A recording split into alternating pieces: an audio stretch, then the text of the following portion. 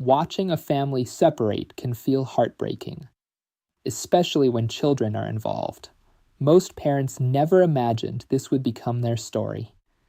At one point, there was love, hope, plans for the future, maybe even dreams of growing old together. Then life changed. Arguments built up, distance grew, stress, resentment, exhaustion, miscommunication, or betrayal slowly entered the relationship. And somewhere along the way, two adults stopped being able to live together peacefully. For many parents, separation feels like failure. There's guilt, fear, confusion, questions about what comes next, questions about the children, questions about whether the damage can ever truly be repaired. What many people don't realize, though, is that children are often affected less by the separation itself and more by the emotional environment created afterwards. The constant tension, the manipulation, the coldness, the loyalty battles, the emotional pressure. The feeling of being stuck between two worlds. A child can survive two homes. What becomes much harder is surviving emotional warfare between the two people they love most. Children are deeply sensitive to emotional energy, far more than adults sometimes realize. They notice tone, silence, facial expressions, coldness, stress, the tension in a room before a single word is spoken.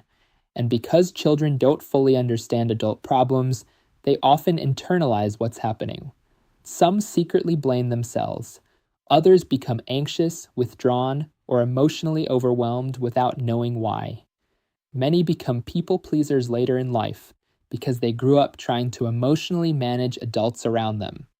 Others become emotionally guarded because conflict made relationships feel unsafe. A peaceful separated family can often be healthier than a home filled with constant resentment and emotional chaos. Children don't need perfect parents. That changes everything. One of the hardest parts of separation is that adults are hurting too. When people feel rejected, betrayed, abandoned, or replaced, the nervous system naturally reacts emotionally. People become defensive, angry, fearful, sometimes deeply bitter. And during emotional pain, the ego often wants protection, validation, control, sometimes revenge. That's human. But once children become involved, the situation becomes bigger than personal pain alone. Children should never become emotional weapons. And sadly, this happens constantly in separated families all over the world. One parent speaks badly about the other. Children get questioned after visits. Affection becomes competition. Gifts become emotional manipulation. Love becomes tangled up with guilt. A child slowly begins feeling like loving one parent somehow betrays the other. Imagine being 8 years old and feeling responsible for adult emotions. Imagine feeling pressured to choose between the two people you love most. Many children quietly carry this stress for years without knowing how to express it properly. Some become overly mature too early. Some shut down emotionally. Some develop anxiety. Some become hyper-aware of tension and spend childhood trying to keep everybody calm. And years later, those same emotional patterns often follow them into adult relationships. The healthiest separated parents understand something incredibly important. Your romantic relationship may have ended, but your parenting relationship continues. That shift in awareness changes everything. The goal is no longer winning, being right, or proving who suffered more. The goal becomes protecting the emotional well-being of the children. Even when emotions are still raw, even when communication feels difficult, even when hurt still exists, children feel safest when the adults around them feel emotionally regulated. That doesn't mean pretending to be perfect. It means handling pain consciously. There's a story a family therapist once shared about two divorced parents. The father spent years trying to make the children prefer him. Every visit involved expensive gifts, holidays, constant entertainment. The mother became resentful and emotionally clingy in response. Slowly, the children began feeling emotionally trapped between two competing worlds. Eventually, one child said something heartbreaking during therapy. I just want to be allowed to love both of you without feeling guilty. That sentence changed both parents forever. Children should never feel punished emotionally for loving the other parent. That freedom matters deeply for healthy emotional development. A child's relationship with one parent should not threaten the other parent emotionally. Emotionally mature co-parenting means understanding that love is not a competition. And children benefit enormously when they feel permission to maintain healthy relationships with both parents. Another thing many separated parents struggle with is guilt. Guilt can make people overcompensate. Some parents stop setting healthy boundaries. Others try to become the fun parent. Some attempt to buy emotional closeness through gifts, technology, holidays, or endless entertainment. But children don't only need pleasure and distraction. They need stability, routine, consistency, presence, calmness. Research in child psychology repeatedly shows that consistent emotional environments help regulate a child's nervous system. Simple things matter more than many people realize. Regular meal times, peaceful transitions between homes, feeling emotionally welcomed, feeling heard, feeling safe asking questions, feeling free to love both parents openly. Children remember emotional atmosphere far more than perfection. They remember how home felt emotionally. One of the biggest mistakes separated parents make is assuming children are handling it fine simply because they aren't openly emotional. Children process stress differently depending on age and personality. Some become quiet, some become clingy, some develop behavioral problems, some become emotionally numb. Others distract themselves constantly through games, phones, or social media because silence makes difficult emotions rise to the surface. Teenagers especially often hide emotional pain well. They may appear angry, withdrawn, or disconnected, while secretly feeling grief, confusion, or fear about the future. This is why communication matters enormously after separation. Children need emotional reassurance repeatedly, not just once, not only during the initial separation, but consistently over time. They need to hear, "This is not your fault." They need to feel, "I am still deeply loved." And most importantly, they need emotional consistency through actions, not just words.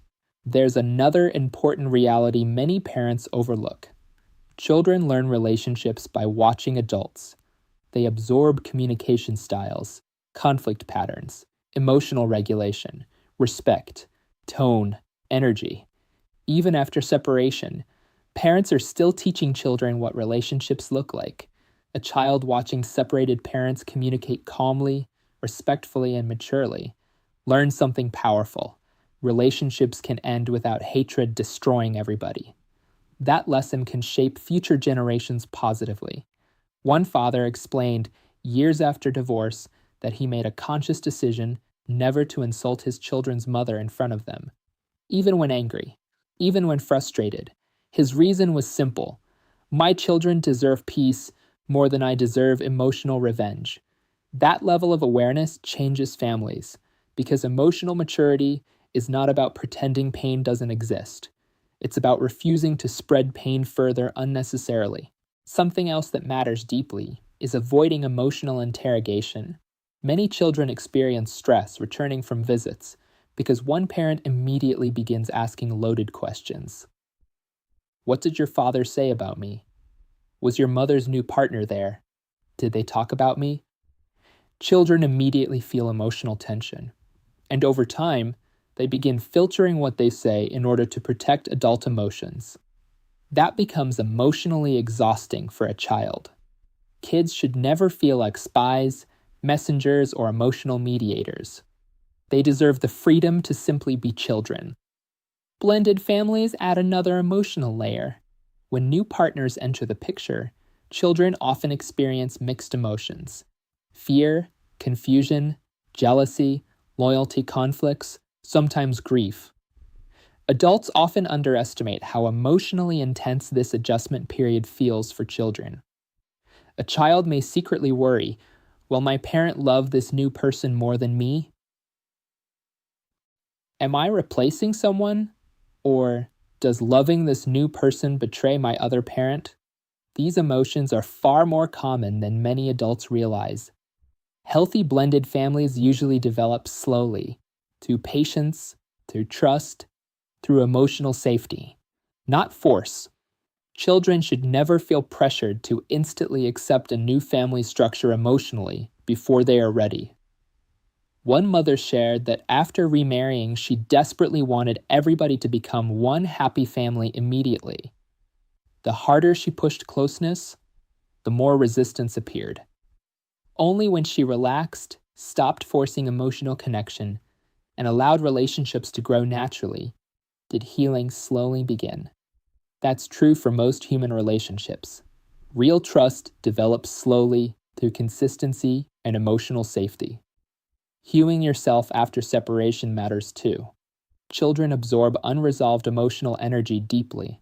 If a parent remains consumed by bitterness for years, children feel it. If a home constantly carries emotional heaviness, rage, resentment, or hatred, that emotional atmosphere affects the nervous system of everybody inside the house. This is why self-awareness matters so much after separation. Therapy can help enormously. Mindfulness can help. Exercise, healthy friendships, time in nature, support groups, learning emotional regulation, because children benefit when parents heal instead of unconsciously spreading emotional pain into the next generation. There's also something many separated parents realize too late. Children grow up quickly, very quickly, and many parents later regret spending those precious years consumed by resentment, court battles, ego, or emotional warfare.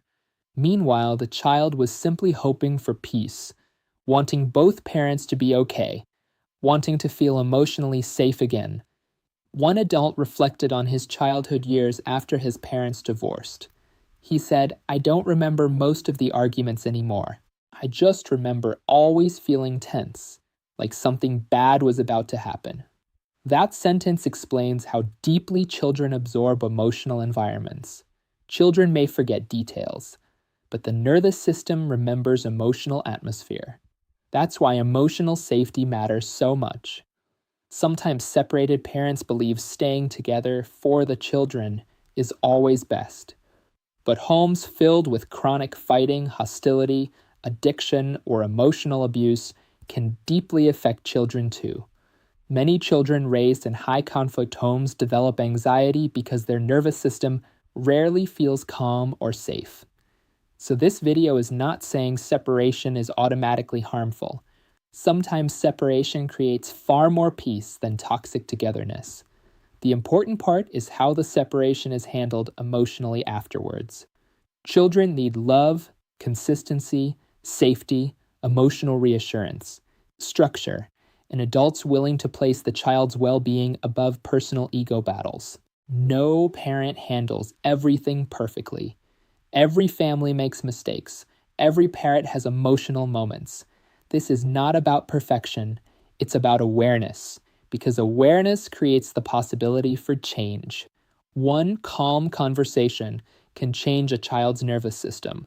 One respectful co-parenting decision can prevent years of emotional confusion. One moment of emotional maturity can reshape a family dynamic completely. And often, the greatest gift separated parents can give their children is peace. Not fake perfection, not forced happiness, peace. Children deserve homes where they can relax emotionally, where they don't feel responsible for fixing adults, where they don't feel caught in emotional crossfire, where they can love both parents freely, and where they feel safe enough to simply be children again. One day, children grow up and reflect on these years.